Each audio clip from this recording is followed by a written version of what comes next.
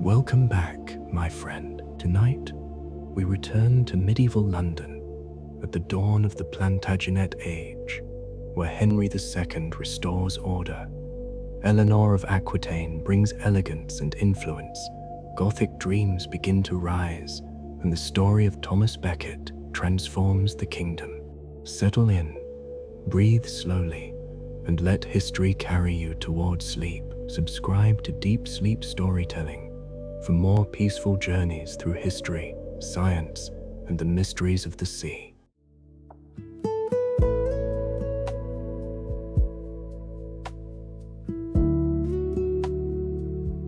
Henry II, the king who cleaned up the kingdom. When Henry II took the throne in 1154, England felt like a house that had been left unattended for far too long. The doors creaked, the windows rattled, the neighbors gossiped, and somewhere in the distance, a noble was probably yelling, "I swear loyalty to no one except myself, and maybe my horse." Such was the state of the kingdom after 19 years of civil war. The anarchy had not just strained London, it had soaked through the entire country, like rain leaking through a thatched roof. Laws were ignored. Castles popped up everywhere like mushrooms after a storm. Nobles ruled their own mini-kingdoms, and justice packed a suitcase and went on a long vacation. But into this chaos stepped Henry II, a man with the determination of someone who has just opened a messy drawer and refuses to look away until it's perfectly organized. A king in constant motion. Henry II was not a still man. He walked fast. He talked fast. He worked fast. Medieval chroniclers wrote that he rarely sat down, and when he did, he looked like it offended him. One described him as a man who seems composed entirely of energy. Another noted that he disliked ceremony, delays, and people who wasted time, which means Henry would have had zero patience for medieval meetings. He was the kind of king who would arrive in London with 10 reforms already planned, 12 more forming in his head, and a clerk scrambling behind him with ink pots and parchment screaming, "Your Majesty, slow down." London greets its new monarch. When Henry entered London, the city didn't erupt into wild celebration. Londoners weren't the type to throw confetti into the air like excited pigeons. They watched. They calculated. They measured the new king with squinted eyes and cautious curiosity. And slowly, very slowly, the murmurs began. He seems steady. He seems young but sharp. He doesn't seem likely to burn the city down accidentally. Promising. He actually knows how laws work. Incredible. After 2 decades of chaos, London didn't need charm. London needed competence. And competence is exactly what Henry brought. Justice returns to the kingdom. One of the first things Henry II did as king was reintroduce something England had been missing: order. He wasn't interested in ruling through fear, or making grand speeches, or wearing the fanciest robes. Henry liked systems. He liked structure. He liked things that worked. And what worked best for Henry was law. Royal judges toured the kingdom. They enforced the king's justice, not whatever a local baron felt after waking up in a bad mood.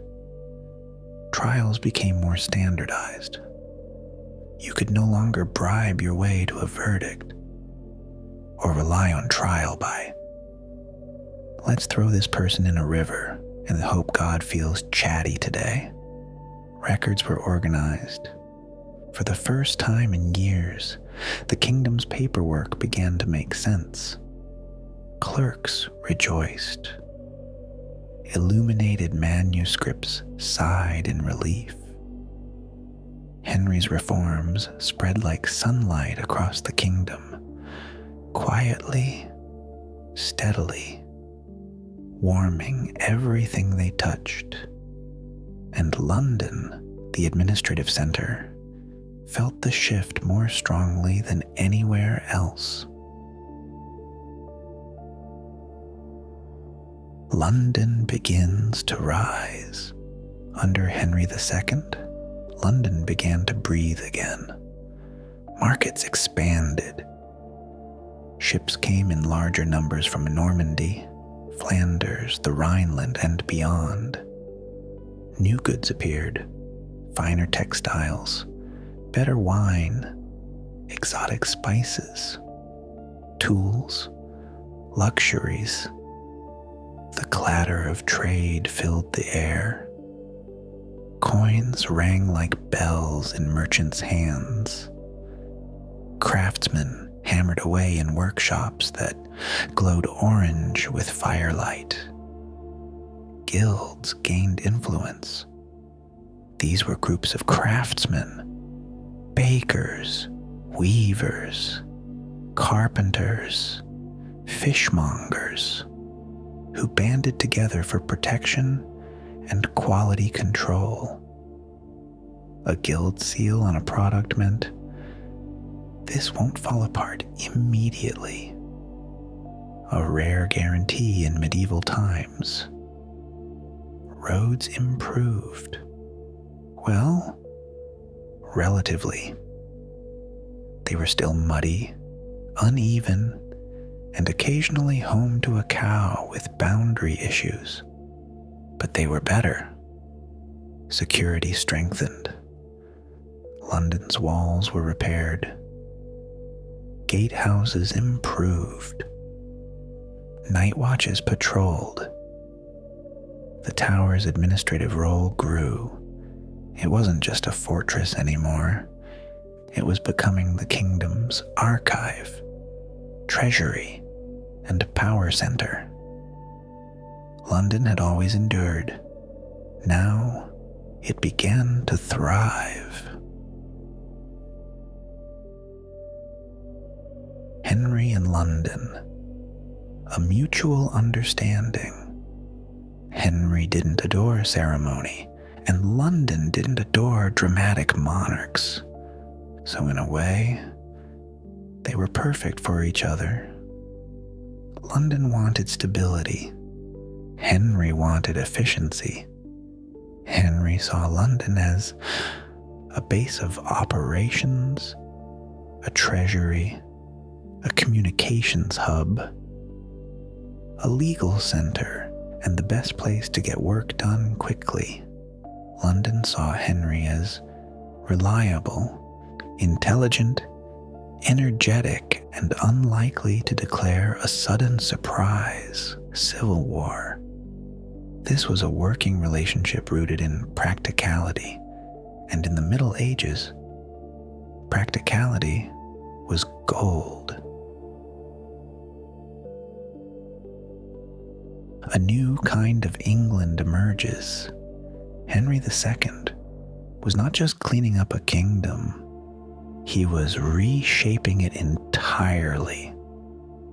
He laid the foundation of the English legal system, centralized royal authority, and ensured that no noble, however bold, could forget who truly ruled England.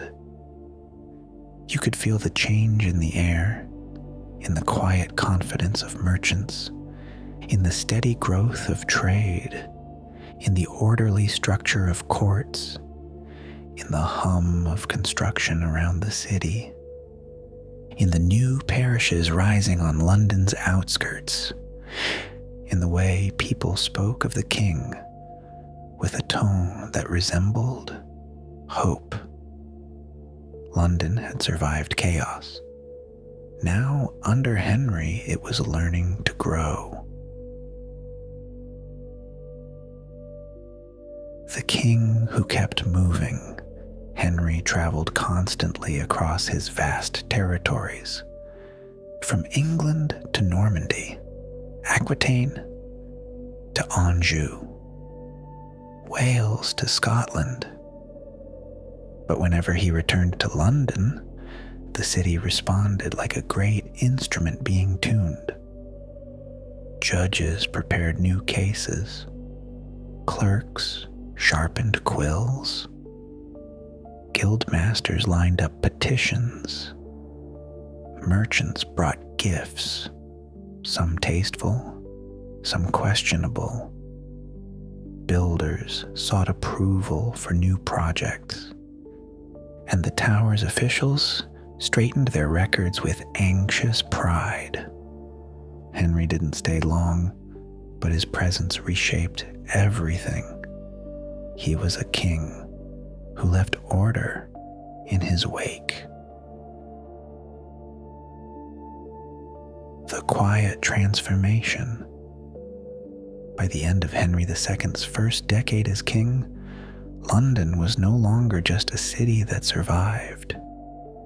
It was a city that led, a city whose voice mattered, a city whose merchants shaped economies, a city whose laws guided the kingdom, a city whose influence stretched farther each year. Henry didn't set out to transform London, but he did, by transforming the kingdom around it. He cleared away the debris of civil war. He tamed rebellious nobles. He made justice predictable. He empowered trade. He strengthened institutions. In doing so, he polished London until it gleamed. Not with gold, not with jewels, but with purpose. And purpose, in the Middle Ages, was rarer than any gemstone. London was ready for the next steps, the great construction projects, the rise of Gothic architecture, the coming of parliaments, the ascent of new kings, and the dramatic events waiting just beyond the horizon. But those belong to the next chapter. The not-so-quiet power of Eleanor of Aquitaine. When Henry II became king, London gained more than a ruler. It gained a queen unlike any England had ever seen before. A woman whose life reads like a saga, whose personality could outshine entire courts, and whose influence stretched across kingdoms like sunlight spilling over hills. Her name was Eleanor of Aquitaine, and she was magnificent. The woman who brought the South with her. Most English queens came from nearby lands, Normandy, Flanders, maybe a distant German duchy. But Eleanor came from Aquitaine, a region in the warm, golden south of France, where poets sang under castle windows, troubadours invented romantic poetry. Wine flowed like river water, and the climate encouraged people to be generally less grumpy. Then she arrived in England, cold, rainy, misty England, and married Henry II, a man who didn't sit down unless absolutely necessary. Londoners had never seen anything like her. While Henry moved like a storm, Eleanor moved like a queen in a tapestry, still, regal, glowing with authority. People whispered about her beauty, her sharp intelligence, her confidence, her library, her cultured upbringing, and the fact that she had once been Queen of France before becoming Queen of England. Yes, she used to be married to the King of France. Yes, she divorced him. Yes, she married Henry II shortly afterward. Eleanor's life had more plot twists than a modern TV drama. Eleanor arrives in London. When Eleanor entered London, the city paused, not stopped. London never stops, but paused, as if the air itself wanted a better look. Her arrival brought a breath of foreign luxury into the medieval streets. Finer fabrics, southern fashions, new music, new manners, new expectations. She brought her own entourage, her own culture, her own worldview. And London, practical as ever, thought, well, this is new. A queen who was not quiet. Eleanor was not a background character in anyone's life, not in Henry's, not in her children's, and not in London's. She advised Henry, traveled widely, held courts in her own style, patronized poets, shaped royal marriages, managed her vast southern territories, and ruled with a confidence few medieval women were allowed to show. Londoners admired her, some feared her, a few envied her, but no one ignored her, not even Henry. A royal partnership that shaped a city. Henry and Eleanor had a relationship best described as powerful, complicated, and occasionally explosive. They respected each other, challenged each other, supported each other, and sometimes infuriated each other. Like all great partnerships, it produced remarkable results: political stability, cultural growth, diplomatic connections, enormous territories that stretched from Scotland to the Pyrenees, and a royal family that would shape the next century.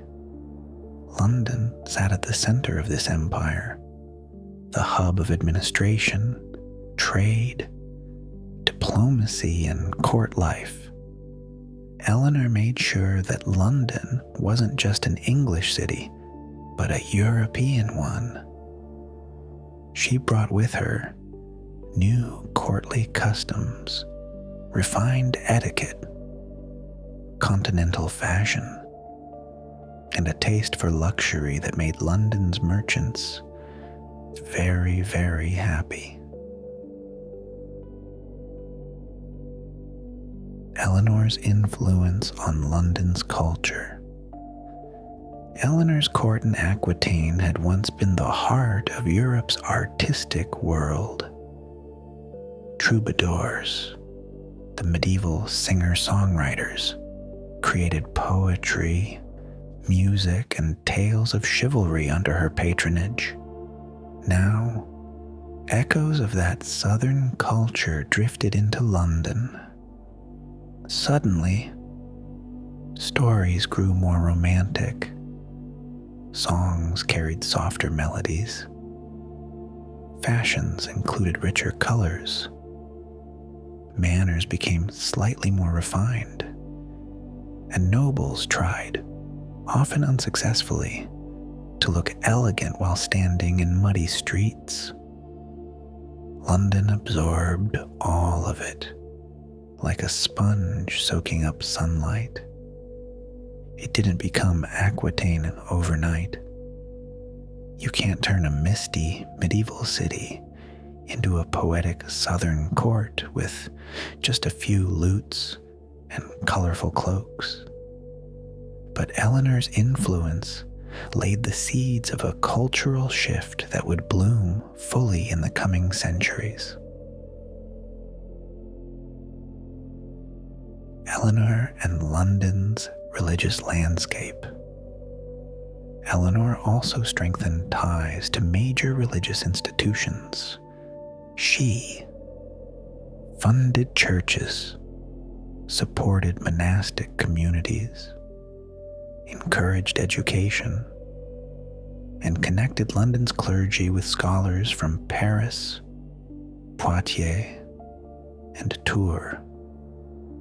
This brought new ideas into the city: philosophy, theology, law, Latin scholarship. Monks copied texts with greater precision. Priests learned more refined liturgical styles. Schools grew. Libraries expanded. Slowly, but steadily. And London became not just a political center, but an intellectual one as well. A queen in a kingdom of stone. By the late 1150s, London was transforming. Stone buildings rose more frequently. Norman architecture blended into early Gothic. Markets widened. Trade thickened like a living river. Ships crowded the Thames. Guilds organized. Churches multiplied. And through this evolving landscape walked Eleanor, a queen of immense presence. Some chroniclers described her as imperious. Others called her commanding. One monk wrote that she was a woman above all others, which is medieval monk language for "She was so impressive that my quill hand trembled." Eleanor was not the soft, silent ideal of medieval queenship. She was a force, and London, ever drawn to strength, absorbed her influence quietly. But every golden dawn has its shadows. Eleanor and Henry's marriage was brilliant, until it wasn't. They had many children, some of whom would become kings, some rebels, some legends. But the very traits that made Eleanor powerful, her intelligence, her independence, her political skill, also made her dangerous to those who preferred a queen who did not speak too loudly or think too sharply. London watched as tensions grew. The royal couple disagreed on policies. Eleanor preferred Aquitaine to England. Their sons grew ambitious. Henry's temper sparked. Eleanor's patience thinned. Alliances shifted. Rumors spread like wildfire in alehouses. Londoners didn't always know the details, but they sensed the tremors, the subtle changes in whispers, the shifts in court behavior, the sudden silences in the tower's halls. Even a city as large as London could feel the strain of a royal marriage piled high with politics. A queen who would not fade, yet through every storm, political, marital, diplomatic, Eleanor did not vanish. She refused to shrink, refused to settle, refused to be forgotten. Even when separated from Henry, and later imprisoned for supporting her son's rebellion, her presence still shaped the kingdom. London continued to feel her influence in the alliances she helped craft, the cultural imports she inspired, the artistic traditions she planted, the royal children she raised, children who would shape London's next century. Eleanor was a queen whose shadow stretched long, and London stood firmly within it. A city under two forces. While Henry gave London law, order, administration, justice, and stability, Eleanor gave London culture, elegance, artistic spirit, diplomacy, and a whisper of refined Southern grace. Together, even in conflict, they forged a city ready for greatness, a city that could rule an empire, a city that could birth legends, a city that could survive anything because it had tasted everything. London was becoming something new, something greater, something richer, something uniquely London. And as Henry and Eleanor's partnership reached its complex middle chapters, the city continued to grow beneath them. Quietly, steadily, confidently, ready for the kings who would follow, ready for the storms to come, ready for its place in history. But that, my friend, takes us to the next chapter. London and the birth of Gothic dreams. When Henry II and Eleanor of Aquitaine ruled, something subtle began to stir across Europe. A shift in the way people dreamed about buildings, faith, and beauty.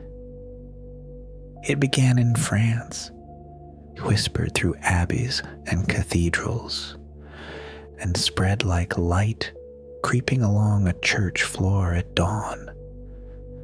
This new idea had a name: Gothic. Not the black eyeliner, pale lipstick. I listened to emotional music in my room. Kind of Gothic. We're a few centuries early for that. But the architectural revolution that would change Europe forever. And London, always hungry for the new, always stretching toward the future, was ready to let those dreams take root. a new way of building, a new way of thinking. Before Gothic architecture, buildings aimed mostly to be sturdy, practical, square, safe, like someone who always carries an umbrella even when the weather is fine. Norman Romanesque architecture was heavy. Thick walls, small windows, rounded arches, dim interiors, and a general vibe of we survived the Vikings and we're not taking chances. But Gothic architecture arrived like a breath of fresh air. It said, what if walls didn't need to be so heavy? What if spaces could be full of light? What if churches could feel like upward movement, as if stone itself were praying? So architects began to push limits, pointed arches that reached toward heaven, ribbed vaults that spread weight gracefully, flying buttresses that let walls grow thin and elegant, huge stained glass windows that told stories in glowing color. Verticality everywhere, as if the buildings themselves wanted to stand on tiptoe. Light became the new sacred language. Space became a kind of silent music, and London listened. The monks who built while half asleep. If you imagine Gothic architecture spreading like wildfire, you might expect a dramatic scene. Architects bursting into London like medieval rock stars shouting, "Let there be pointed arches." But no, it came through monasteries, quiet places of prayer, study, and occasional snoring. Monks traveled between England and France, copying ideas the same way they copied manuscripts. Slowly, carefully, with great devotion, occasionally smudging ink when they got distracted by a bird outside the window. They saw the new style rising in Sens, Paris, Chartres. They whispered about it. They sketched it in margins. And when they returned to England, they brought the seeds of Gothic architecture with them. London was fertile ground. St. Paul's Cathedral begins to shift. The old St. Paul's Cathedral, the one before the Great Fire of 1666, was not yet the grand building we imagine today. It was medieval, massive, and built and rebuilt over centuries. In Henry II's time, the cathedral began to adopt Gothic elements. Windows widened, arches sharpened, clerestories rose, choirs echoed with new brightness. Imagine stepping inside. A cold hush, a flicker of candles, a trace of incense drifting through the air, and shafts of colored light falling across stone floors like pieces of heaven. Even if you weren't religious, you would feel something inside your chest, something that whispered, "This place is speaking." Gothic architecture wasn't just a style, it was a feeling. London's monasteries glow with new light. London in the 12th century was full of monasteries. St. Mary's Clerkenwell, Holy Trinity Priory, St. Bartholomew's, the Augustinian houses, the new foundations rising beyond the old walls. Each one had its own personality. Some were strict, some were scholarly, some were surprisingly enthusiastic about brewing ale. But Gothic design touched them all. Cloisters opened wider, refectories grew loftier, chapter houses rose with elegant ribs, church naves stretched upward like trees reaching for the sun. Even the monks, often weary from endless chanting at odd hours of the night, paused to marvel. Some chroniclers wrote about the new beauty of London's holy spaces. Others described them as light-filled or gracefully raised. A few wrote poetic lines that sounded suspiciously like monks experiencing architectural joy for the first time in decades. The city learns to reach upward. In earlier centuries, London built sideways. More houses, more markets, more streets. The city sprawled like a creature trying to get comfortable. But under the Plantagenets, London began building upward. Even secular buildings grew taller. Guild halls, merchant houses, stone warehouses, official buildings, courts, towers, gatehouses, and civic structures with more ambition than ever. For the first time in its history, London looked upward in earnest, reaching, stretching, yearning. Pointed arches appeared in unexpected places. Windows grew larger. Craftsmen experimented. Stonecutters practiced new shapes. Carpenters learned new angles. It was a quiet shift, but profound. A city once known for wooden huts and smoky halls was developing a skyline. A new generation of craftsmen.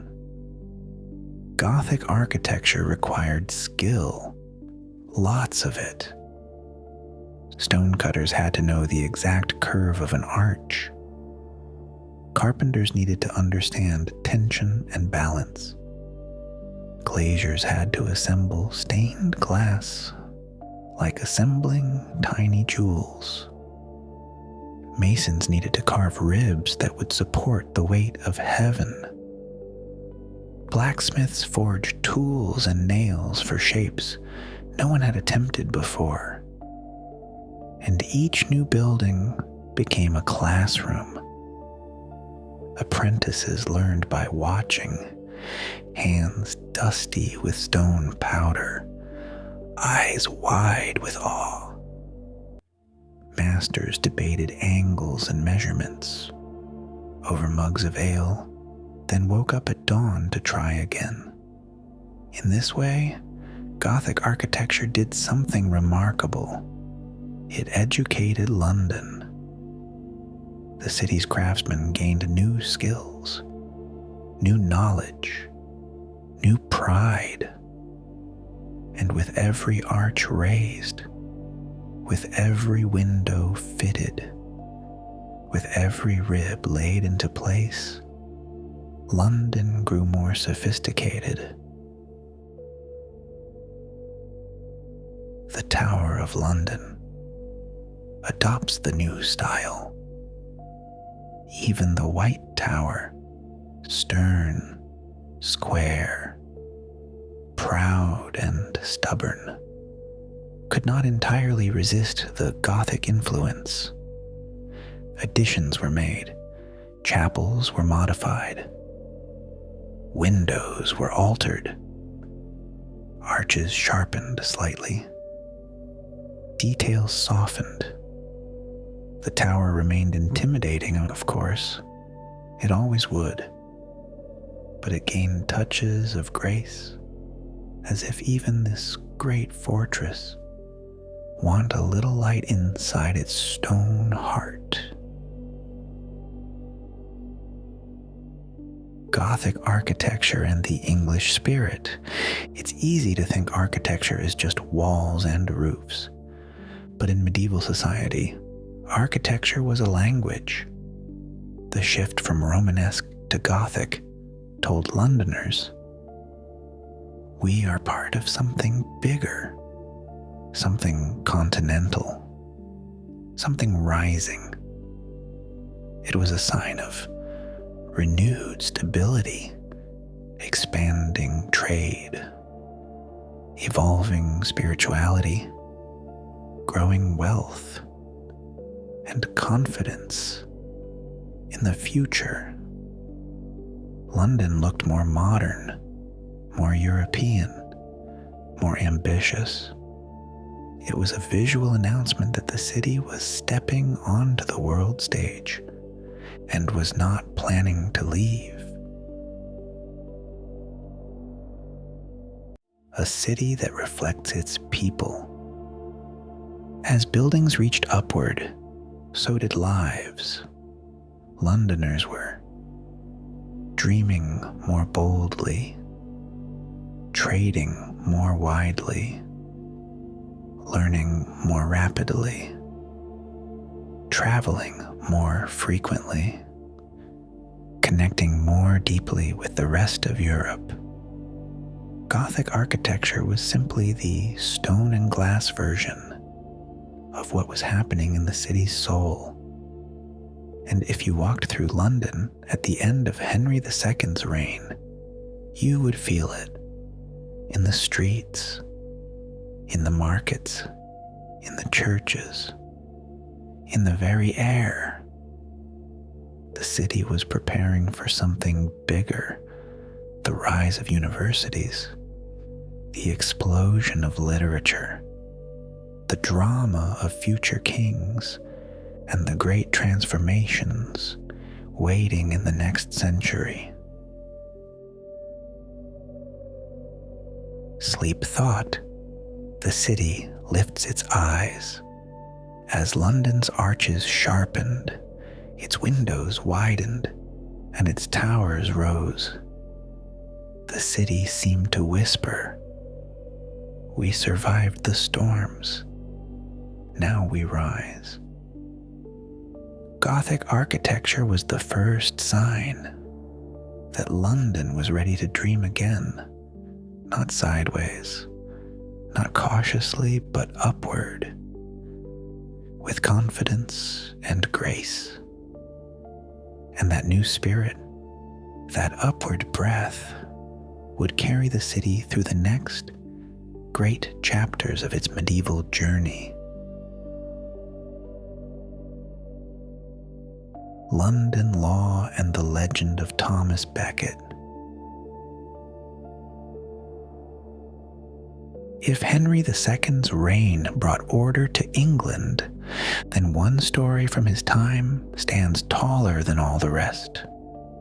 A story of friendship, ambition, conflict, faith, tragedy, and the kind of dramatic ending medieval writers absolutely adored. It is the story of Thomas Becket. And London knew this story well, because London was where it began. The London boy who became a legend. Before he was an archbishop, before he was a saint, before his name echoed in cathedrals for centuries, Thomas Becket was simply a London boy. He grew up near Cheapside, a noisy, crowded marketplace where butchers shouted prices, merchants haggled with suspicious enthusiasm, carts rattled over cobblestones, and eel sellers aggressively advertised their product. As always, Thomas's father was a merchant, respectable but not wealthy. His mother, legendary in some tales, was said to be educated and devout. Little Thomas would have walked through the old streets between St. Mary Le Bow and the bridge, absorbing the city's pulse with every step. The smells, the cries, the bells, all of this London noise seeped into him and shaped the man he would become. The clever clerk. Thomas was bright, so bright that everyone noticed. He went to school in London, where boys learned Latin, logic, scripture, and how to avoid being hit by a flying goose at the market. Then he studied in Paris, the medieval Oxford of Europe, absorbing ideas like parchment, absorbing ink.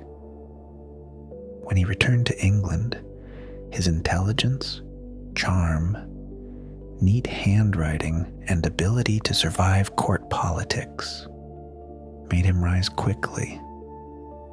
Soon, he became Archdeacon of Canterbury, a high and lucrative clerical position. But fate had bigger plans, much bigger. The king and his friend. Henry II met Becket and saw immediately, "This man is brilliant. He should work for me." Becket became Chancellor, the king's right-hand man, the mind behind royal decisions, the organizer of documents, the manager of financial matters, and the person Henry trusted above almost all others. Together, they were unstoppable. They hunted together. They laughed together.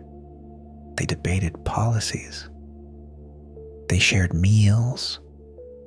They devised reforms. They acted like two halves of one ambitious engine.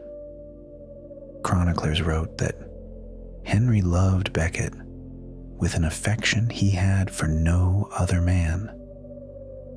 Their partnership shaped England, and London saw this duo often, at the Tower, in Westminster, in the courts, in the bustling city streets. Henry was force, energy, strategy. Becket was elegance, calculation, diplomacy. London whispered, "What a pair they make." But then, a title that changed everything.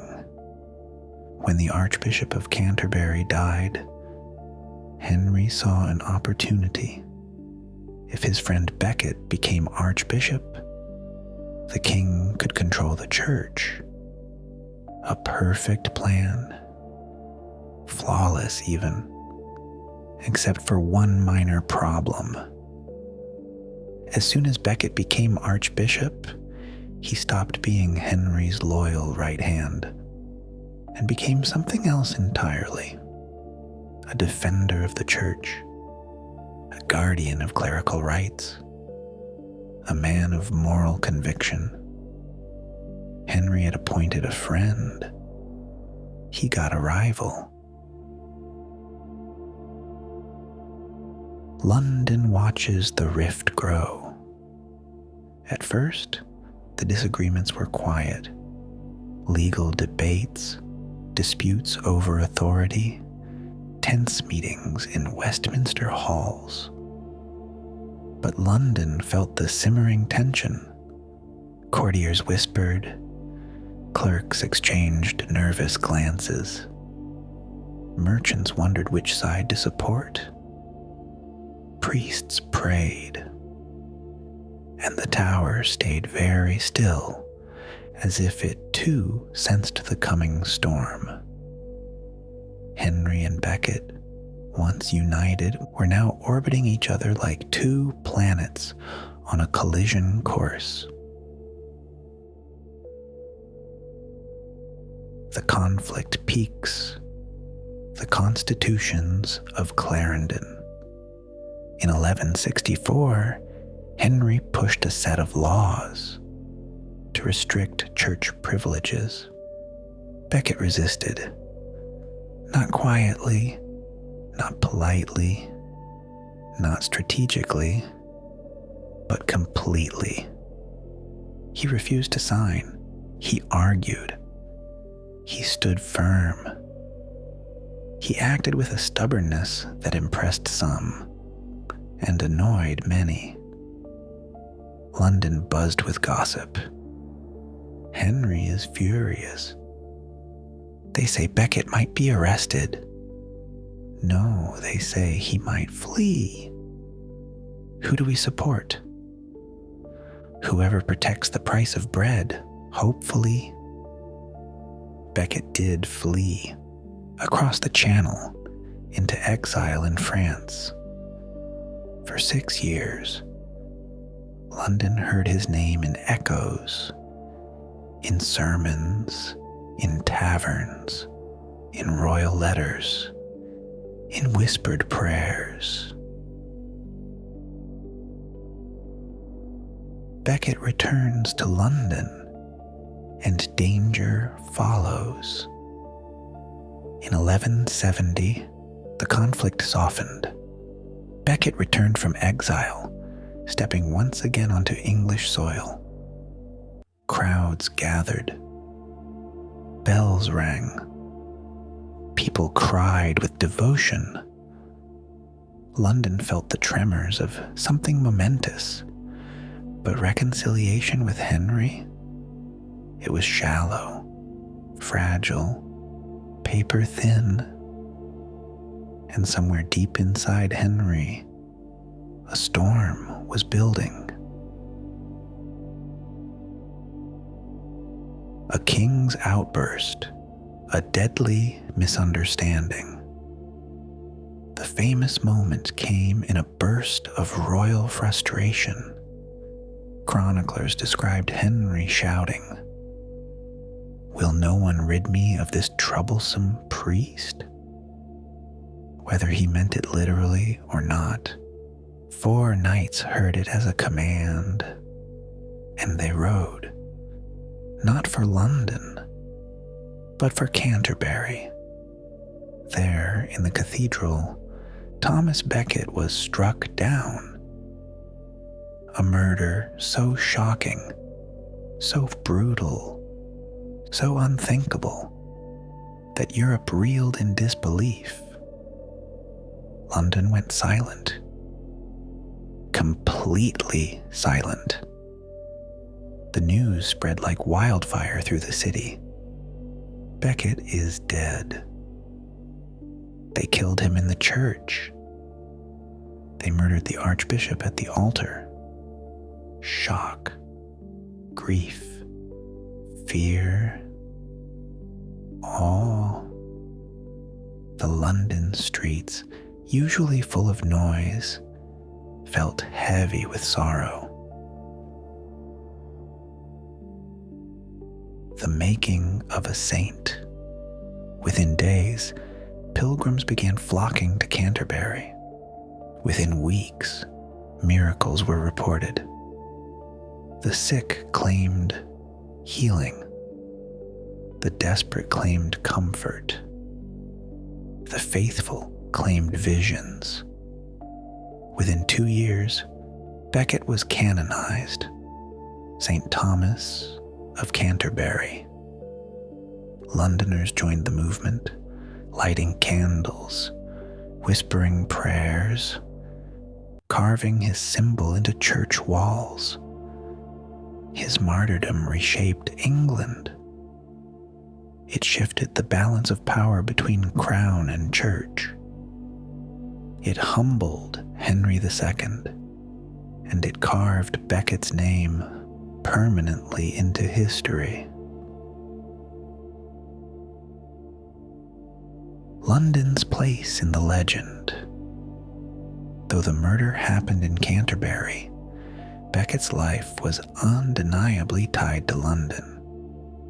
His childhood streets, his early schooling, his clerical rise, his political career, his partnership with the king, his public image, his intellectual circle, his transformation from chancellor to archbishop.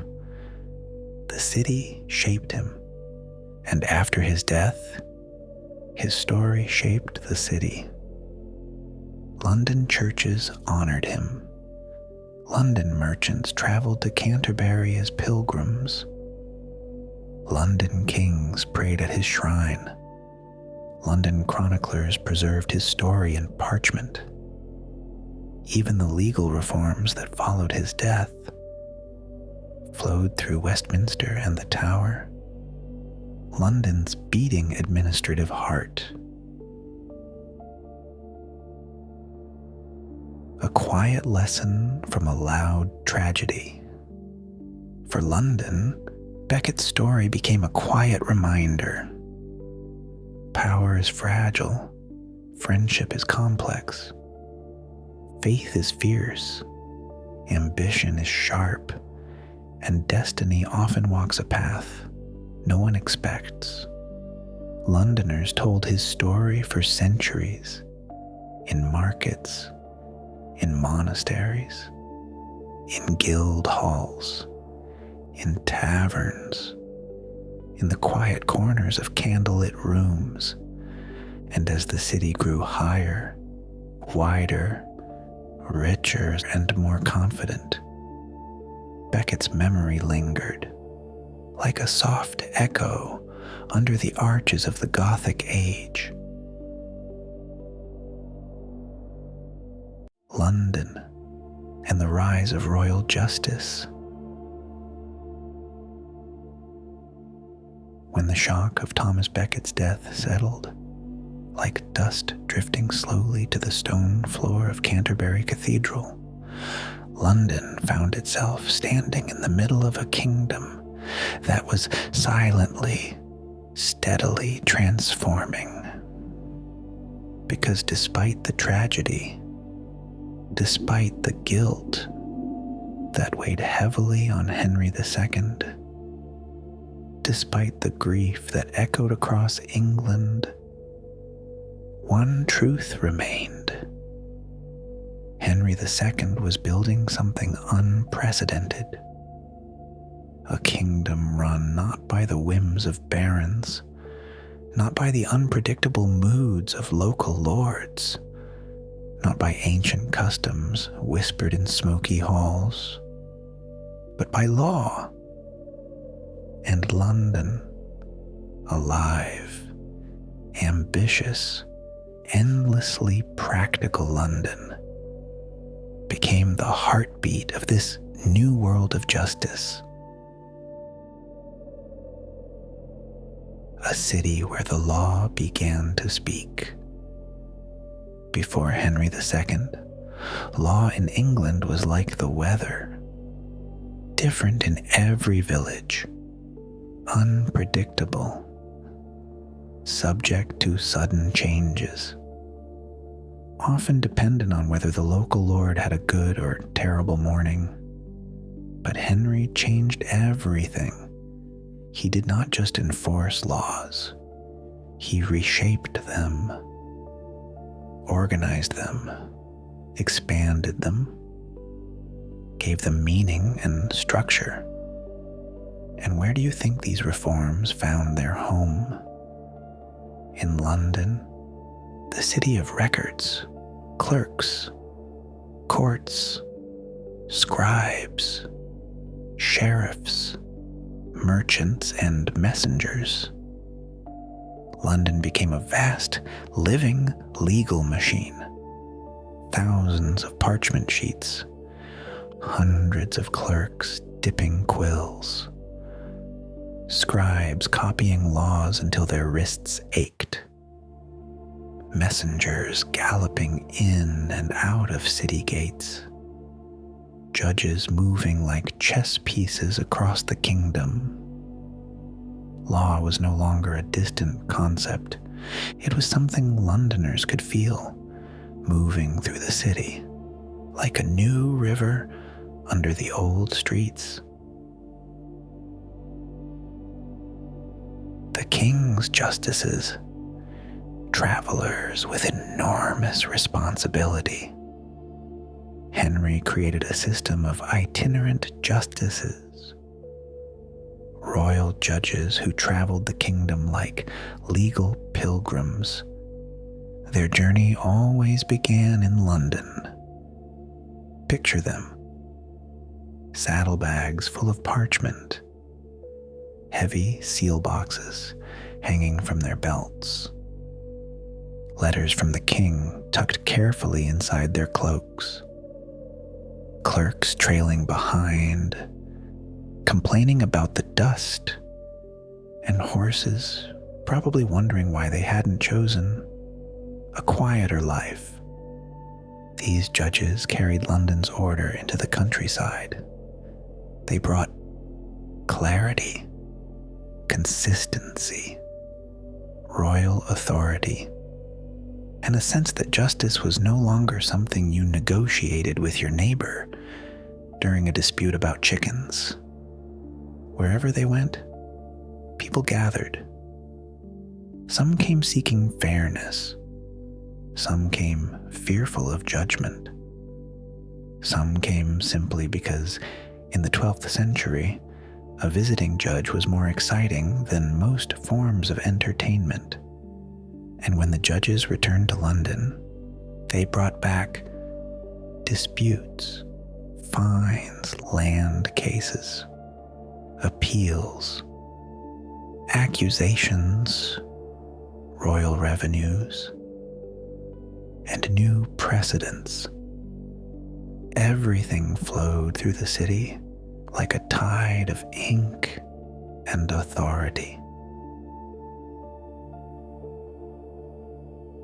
The birth of the assizes, law on the move. Henry's most brilliant idea was deceptively simple. If people cannot come to justice, justice will go to them. So he created the assizes, traveling courts that visited regions regularly. It sounds ordinary now, but in the 12th century, this was revolutionary. And London was the anchor point, the place where laws were decided, records were kept, and judges received their orders. The assizes standardized trial procedures, penalties, property rights, land disputes, criminal charges, and appeals. This meant that a man in Yorkshire, a woman in Kent, and a merchant in London were judged by the same rules, a concept shockingly modern for its time. Londoners loved it, merchants especially. Nothing makes a medieval merchant happier than predictable law. Trial by jury, the quiet revolution, one of the greatest transformations born in Henry II's reign, was the early form of the jury system. In the past, guilt was determined by methods such as trial by ordeal, fire, water, or other creative terrors, duel, or asking God to reveal the truth through questionable outcomes. Henry introduced something different. 12 local men, sworn under oath, convened to give testimony based on knowledge, observation, and common sense. London embraced this system quickly. It fit perfectly with the city's administrative strength and its love of structured order. Through London's courts, the jury system grew stronger, more refined, and more trusted. And slowly, quietly, England became the first major European kingdom to rely on communal judgment instead of divine theatrics. London, the capital of records. If justice is a machine, records are the gears, and London kept them all. The Royal Chancery, the administrative office, worked inside the Tower of London and Westminster. Imagine the scene. Dozens of clerks in long robes, quills scratching across parchment, wax seals cooling on tables, scrolls stacked high like miniature towers. Clerks had two responsibilities. Don't misspell anything. Don't spill ink on the king's orders. London's clerks preserved every grant of land, court ruling, tax order, judgment, royal letter, legal reform, and treaty. They wrote until late at night, their candles flickering, their backs aching, but their work creating the foundation of English law. London's sheriffs and the weight of authority. Sheriffs were royal officers responsible for order across the city. They managed courts, prisons, markets, patrols, taxes, trade regulations, and everything else that made London function. Under Henry II's reforms, their roles grew sharper, clearer, more professional. Being a sheriff in London was not glamorous. It involved counting money repeatedly, chasing criminals through alleys, dealing with merchants who accidentally mismeasured grain, and arguing with guilds over who controlled which street. But London's sheriffs understood something crucial. The stronger the law, the stronger the city, and they enforced it with determination. The Tower of London, a fortress of law. By the 1170s, the tower was no longer just a castle. It was the kingdom's archive, the treasury, a legal center, a royal residence, a symbol of authority, and a place where prisoners contemplated their life choices, and often regretted several of them. Royal justices operated inside its walls. Sheriffs brought records there. Clerks stored documents in its rooms. Messengers arrived with sealed writs. The tower wasn't just the symbol of Norman rule anymore. It was the nerve center of Henry II's legal revolution. Why why London embraced the new justice. London has always been practical, romantic, occasionally brutal, sometimes chaotic, often, but always practical. And nothing benefits a practical city like stable, predictable law. London understood the value of clear contracts, safe streets, protected trade, reliable courts, and a king who preferred paperwork to random destruction. Henry II gave London exactly what it needed: a world in which ambition could grow safely, and London rewarded him with loyalty, not the emotional kind, but the firm, dependable, businesslike loyalty of a city that knows who helps it thrive. A kingdom rebalanced, Henry II's legal reforms spread far beyond London. They restrained local nobles, protected travelers, secured property rights, strengthened the crown, and unified England in a way no earlier king had managed. London felt this change first, and London grew because of it.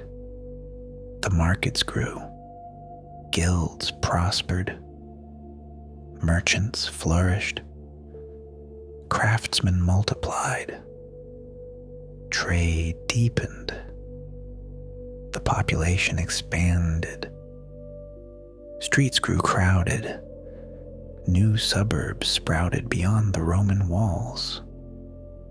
The city was preparing, quietly, steadily, for the next century of growth. Henry II may have ruled a vast empire, but it was London that turned his reforms into lasting reality. In parchment and stone, in law and daily life, the city carried his vision forward, long after his voice vanished. And so, my friend, our first journey through Plantagenet London comes to a close. Henry II has restored order. Eleanor has shaped the city's culture. Gothic light has begun to rise, and Thomas Becket's memory still echoes through stone and law. Rest now. The next chapter will carry us toward Richard, John, and Magna Carta,